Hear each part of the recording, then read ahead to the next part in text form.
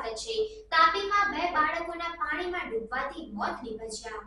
તાપીમાં બે બાળકોનું પાણીમાં ડૂબવાથી મોત નીપજ્યું।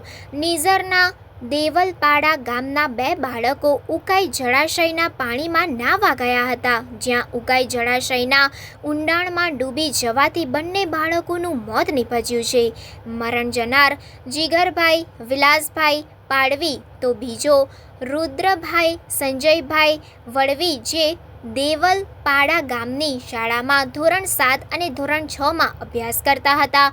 જે બંને બાળકો શાળાની રજા હોવાથી ઉકાઈ જળાશયના પાણીમાં નાહવા ગયા હતા, જ્યાં બંને બાળકોના પાણીમાં ડૂબી જવાથી મોત નીપજતા સમગ્ર પંથકમાં શોકનો માહોલ છવાયો છે। મરણ જનાર બંને બાળકોના પરિવાર ઉપર દુઃખનો પહાડ તૂટી પડ્યો છે। Reporter Hitesh Naik, crime reporters TV news, Tapi.